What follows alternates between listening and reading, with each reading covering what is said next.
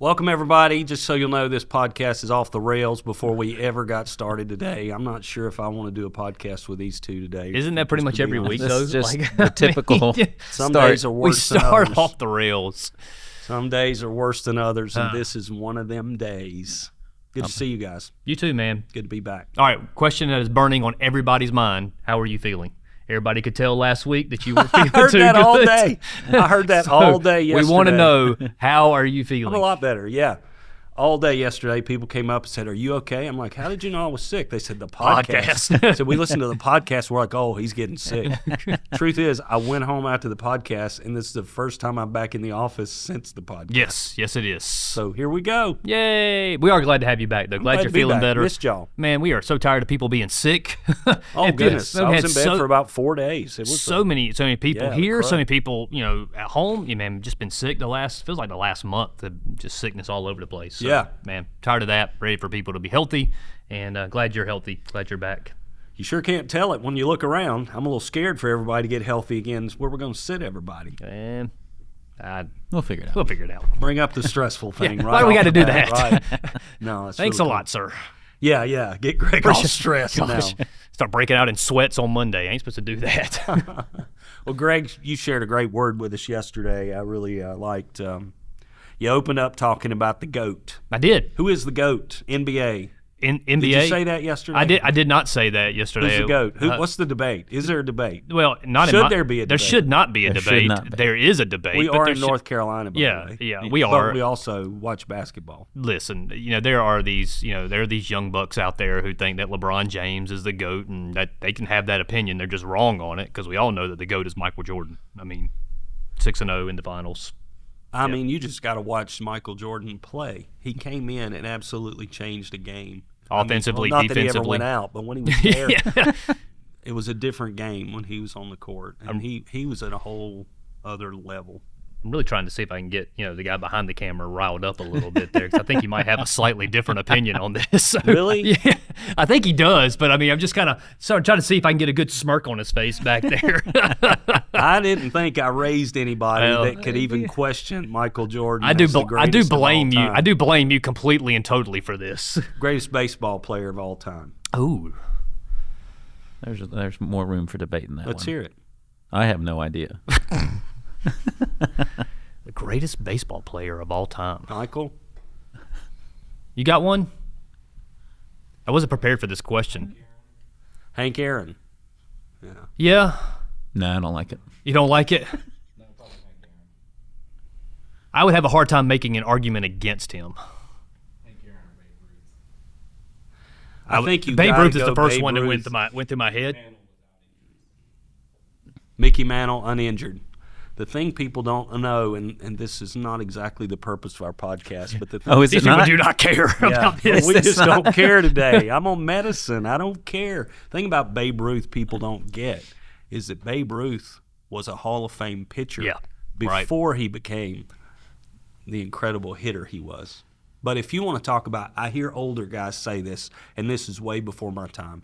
If people talk about just an inhuman baseball player in the field, it was the guy who just died, Brooks Robinson. I hear so many people talk about him as third base. He was like a vacuum cleaner. That's not a name you hear tossed around a whole lot no. at all.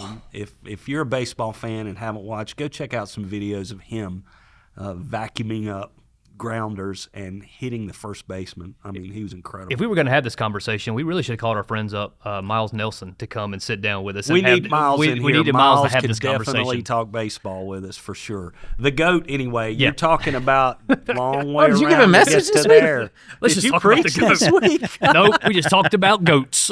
The GOAT. You talked about greatest disciple, and the disciples did come asking Jesus that question. Yep. Who's the greatest? I love that because the disciples were real human beings like us. Yep, very much so. We have conversations a lot about, like we just had, about the greatest of all time when it comes to a baseball player or basketball player. But, I said this yesterday. I think there is a desire within, most of us, if not all of us, that we want to be great at something. And for the disciples, they had surrendered everything to walk with Jesus and to be his disciple, right? I mean, so that was their entire life at that point. So they wanted to be great at it. And yeah, it comes up in conversation. I wonder which one of us is the best, which one of us is the greatest. And so they got so bold as to ask Jesus one day about it. You know, I went to see The Chosen last night. It's out in theaters, the first 3 episodes of the latest season, and they get into that a bit. You start seeing the disciples jostling for position, you know, saying who's the greatest disciple.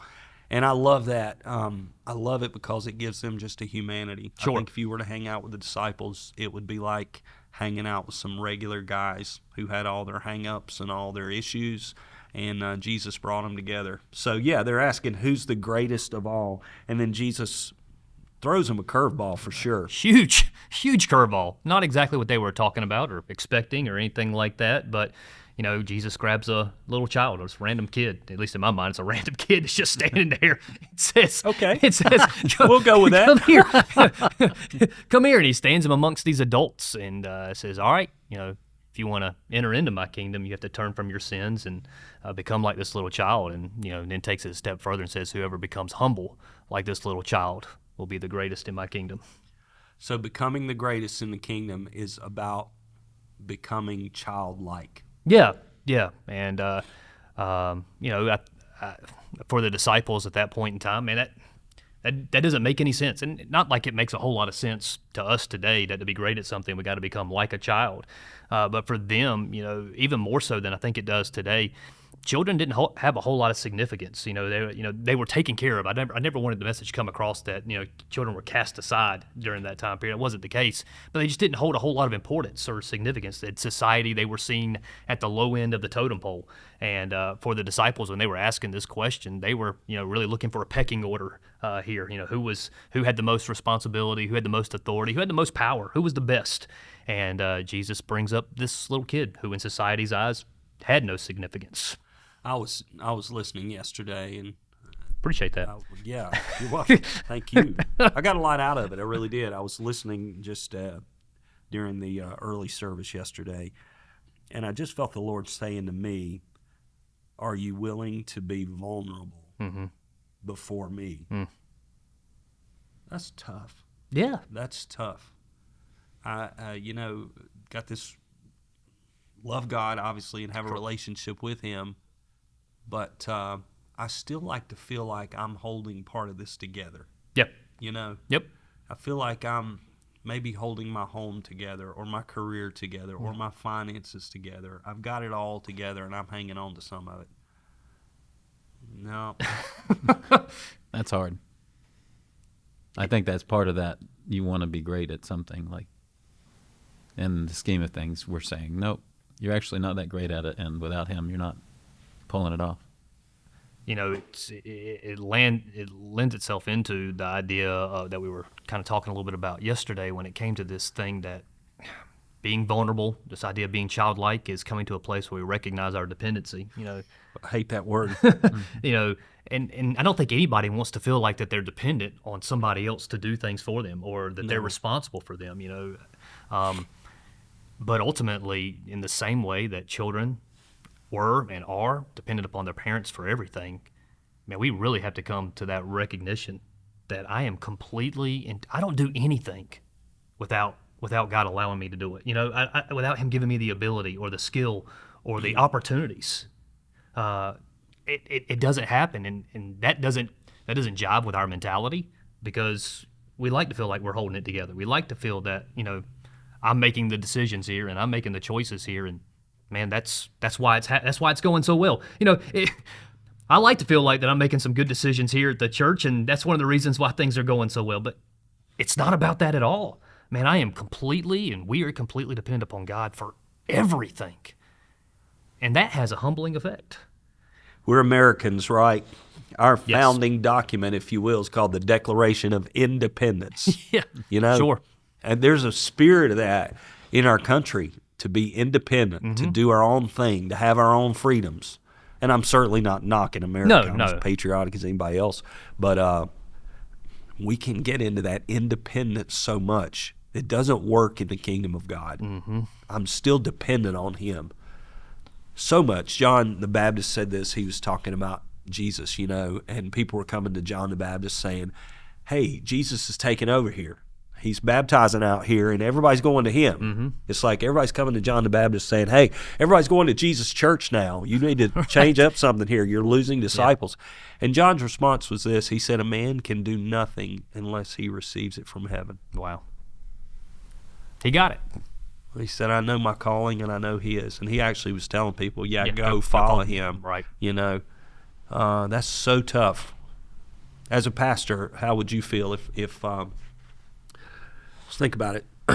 Church across town, all of a sudden, all of the people that are in your church start going over there. And now the guy down the road is the hot topic, and that's the church to be at, and your church is dwindling and struggling a little bit. How would you feel? Oh, I'm freaking out. Yeah, it's like, what am I doing wrong? I got to fix this. I got there's- to make this work. You're probably changing up mentality and vision and everything else that goes along with that, trying to figure out why those people are leaving and how to get them all back. And I think there's a sense of panic that comes into play, and there's a sense of, okay, what's wrong with me? What am I doing wrong here? But John goes back. John the Baptist just simply say, you don't get anything unless heaven gives it to you. Yeah. You don't get anything legitimately. It's for your benefit unless heaven hands it to you. That's hard. That is hard because, I want to make my own way. a young age, we're taught work hard so you can, get what you deserve, earn it. And, of course, you come back to grace from, grace in and of itself is something that we don't earn. Do you remember a time as a child, I'll quiz both of you, do you remember a time as a child when maybe something your mom made for you or did for you when you first learned to do it for yourself? My mom had all three of us washing clothes pretty early, so I remember learning how to get in there, and I didn't do it right ever. I just threw it all in there, put it on cold, and said, go for it. But I remember that moment. It's like, okay, we got this. I had to figure it out. Now I've got to do this. Yeah. How about you? I remember in elementary school that it became my responsibility to get myself up in the morning and to make my own breakfast and get ready for school. And I remember, my parents would get up in time to take me to the bus stop because we lived in a trailer park at the time, and you had to go to the very top of the trailer park where the bus would stop. And so they would get up in time to take us to the bus stop, but it was my responsibility and my sister's responsibility to get ourselves up, get dressed, breakfast, make sure we're ready to walk out the door. And I can remember when that kind of switch flipped there and it was on us. My mom cooked like crazy. My mom was an incredible cook, so she always had food. She cooked all the time, so food was there. I remember getting out of the house and like, I'm not going to get this good food unless I learn how to do this. Where's food coming from? Right. Where's food coming from? And she cooked so well that I didn't want any garbage food or anything that wasn't done well. So I learned to cook some stuff that I like, when I was in college even. I remember learning to cook. Does that give us this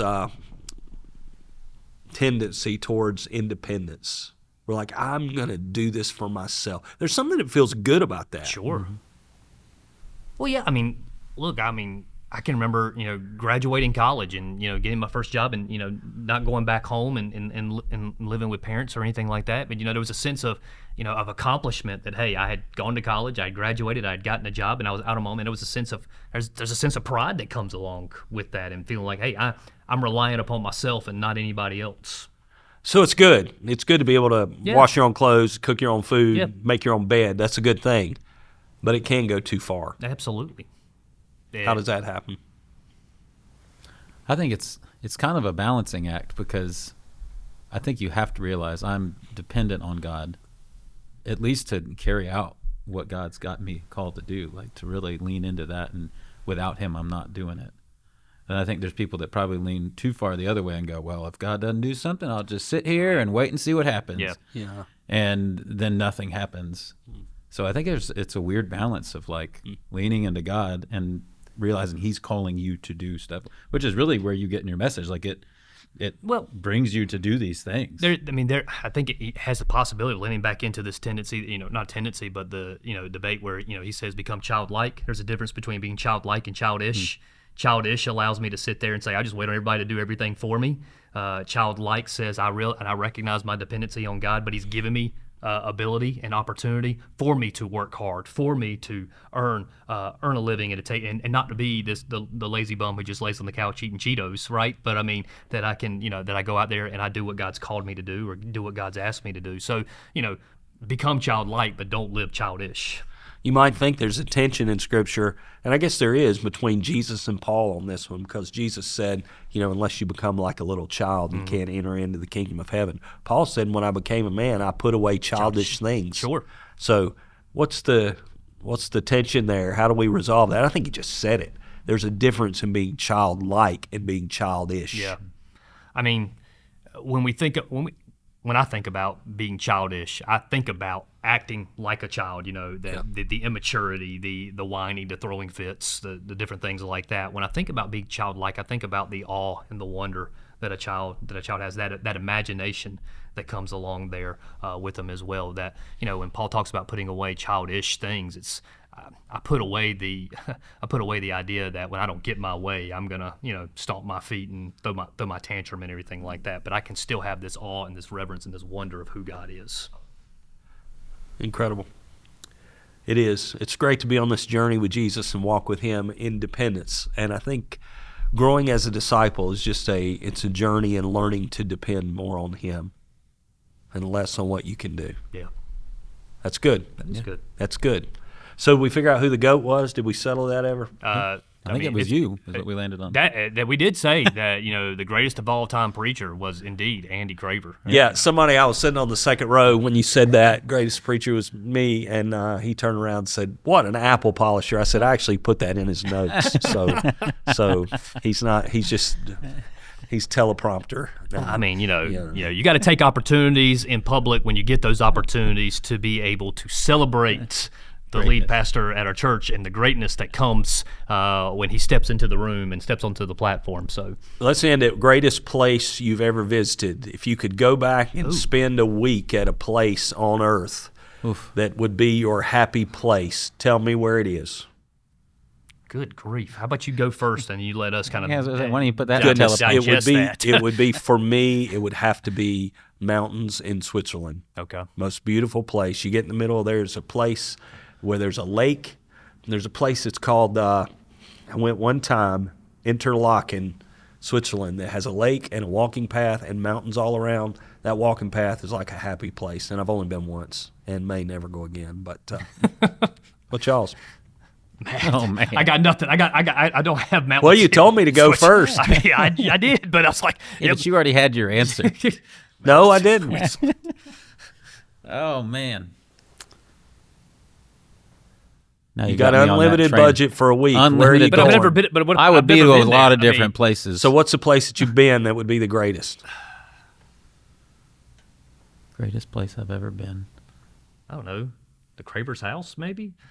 Okay, I think we're just going to end it right there. This has become unproductive now. The Craver's house. This conversation isn't it. I want to let you know that. This is not the greatest of all time conversation. I will throw that out. Guys, we're going to spare you, put you out of your misery, and say goodbye. Thank you for being with us.